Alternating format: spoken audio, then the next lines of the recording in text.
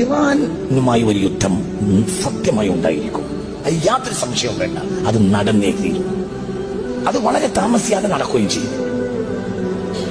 ഇറാനുമായി യുദ്ധം വന്നാൽ മിഡിൽ ഈസ്റ്റ് ഇനിയും അട്ടിമറിയും. മിഡിൽ ഈസ്റ്റ് അട്ടിമറിഞ്ഞാൽ നമ്മുടെ സാമ്പത്തിക സ്രോതസ് മുഴുവനും നശിച്ചു.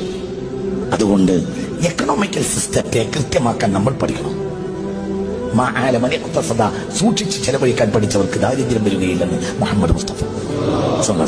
ഇത് നിങ്ങൾ ഒന്നും കൂടി ശ്രദ്ധിക്കണം. ഞാനിത് വളരെ പണ്ടേങ്ങളോട് പറയുന്നുണ്ട്. ഇനി ഒരു യുദ്ധം ഉണ്ടാവുകയാണെങ്കിൽ അത് ഇറാൻ. ഞാൻ 2000 മുതൽ പറയുന്ന അവസാനമാണ്. പഴയ കേസറ്റൊക്കെ കേട്ട എനിക്കറിയാം. അടുത്ത യുദ്ധം ഇറാനുമായാണ്. അത് ഭയാനകമായിരിക്കും.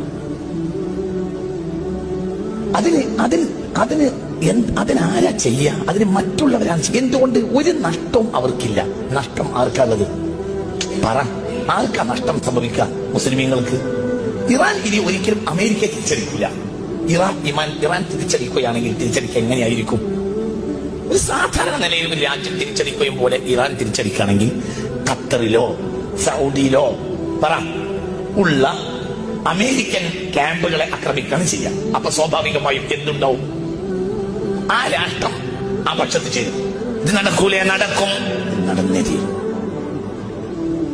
ഇറാനുമായി യുദ്ധം അനിവാര്യമാണ്. അത് നടന്നേ തീരും. അത് ഫിത്നത്തുൻ അമ്മാഉ സമ്മാഉ അമ്മിയാ.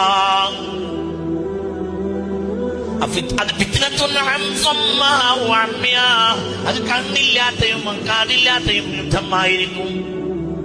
മനുഷ്യരാശി ഇന്നുവരെ കണ്ടതിൽ വെച്ച് വലിയ യുദ്ധം സംഭവിക്കും. അതിന് ഇനി കാലതാമസമില്ല. സംഭവിച്ചിരിക്കും. നമ്മളെ കാക്കട്ടെ. ഇത് ആരോട് ചോദിച്ചാ പറയുന്നത്? ഇതിന് മുത്തുനബി പറഞ്ഞതാ. മുത്ത് മുഹമ്മദ് മുസ്തഫ. ഞാൻ കുറെ കാലങ്ങളായി നിങ്ങൾ കുറെ കാര്യങ്ങൾ പറയാറുണ്ട്. അതങ്ങനെ തന്നെ നടക്കാറുണ്ട്. അത് കവടി നേരത്തെ പറയുന്ന വർത്താനല്ല. അതങ്ങനെ സംഭവിക്കൂ. അതിന്റെ രീതി അങ്ങനെയാണ്. അതിന്റെ രീതി കണ്ടാൽ അങ്ങനെയാണ്. അത് അങ്ങനെ വരൂ. അള്ളാഹു നമ്മളെ കാക്കട്ടെ. അത് സംഭവിക്കും. അത് സംഭവിക്കും. സംഭവിച്ചത് കഴിഞ്ഞാൽ ഇനി മിഡിൽ ഈസ്റ്റിൽ ഒരു യുദ്ധം ഉണ്ടായാൽ ഒരിക്കലും എക്കണോമിക്കൽ സിസ്റ്റം നേരെ നിർത്താൻ കഴിയൂല. അത് ഏറ്റവും ബാധിക്കുക കേരളത്തിനെയാണ്. അനാവശ്യമായ ഷോപ്പിങ്ങുകളിൽ പെണ്ണുങ്ങളെ നിയന്ത്രിക്കണം. ഇന്നത്തെ നമ്മളെ സാഹചര്യം ഇപ്പോഴും നമ്മളെ പെണ്ണുങ്ങൾക്ക് മനസ്സിലായിട്ടില്ല. ഇതിനേക്കാൾ വലിയൊരു വിപത്താണ് ഇനി പറയാൻ പോകുന്നത്. അതായത് ഒരു കല്യാണം ഉണ്ടായി എന്ന് സങ്കല്പിക്കാം. ഒരു കല്യാണം ഉണ്ടായാൽ ആ കല്യാണത്തിന് പുതുവസ്ത്രം തോന്നാം. അത് അങ്ങനെ തന്നെയല്ലേ പറയും? അത് അടുത്ത ആഴ്ച പിന്നെ കുടുംബത്തിൽ വേറൊരു കല്യാണം ഉണ്ടായാൽ